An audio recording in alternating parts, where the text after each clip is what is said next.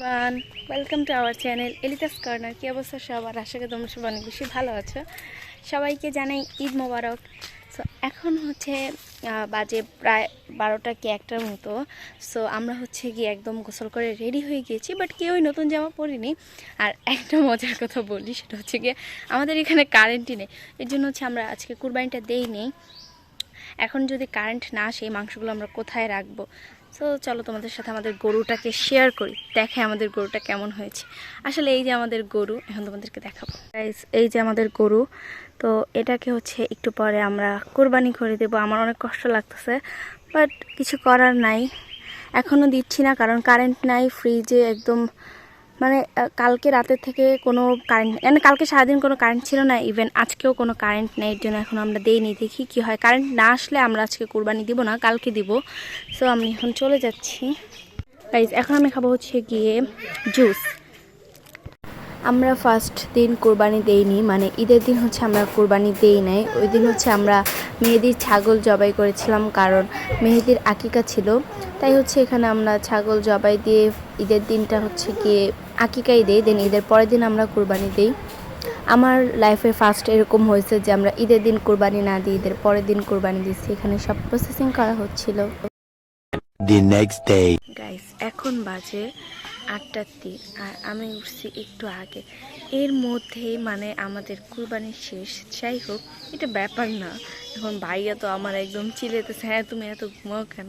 তাও একটু ভিডিও করে নিয়ে এসছি, বাট পুরো ভিডিওটা করতে পারিনি কারণ আমি ঘুমাইতেছিলাম তখন।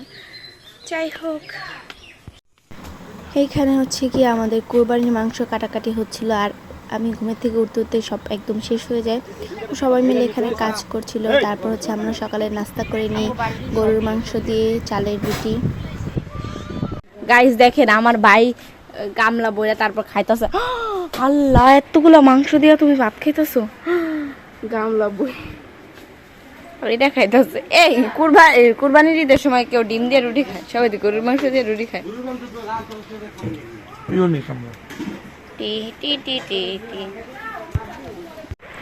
গাইস আমার আপু এখানে এক বল পেঁপে কাটছে, এখন আমরা পেঁপে খাবো। আব্বু তুমি কি খাচ্ছ? হ্যাঁ কি খাও? পেঁপে? পেঁপে মজা মজা।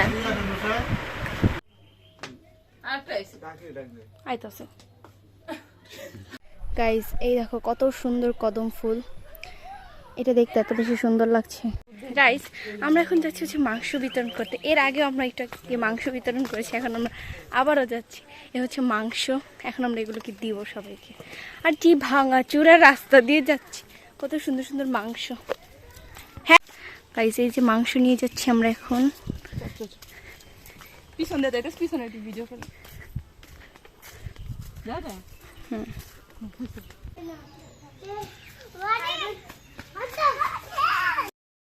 গাইজ এরপর হচ্ছে আমরা আম মাখা করে খাই। তারপর আর কোনো ক্লিপ আমি নিতে পারিনি। আজকে ভিডিওটি ছিল এই পর্যন্তই। আল্লাহ হাফেজ।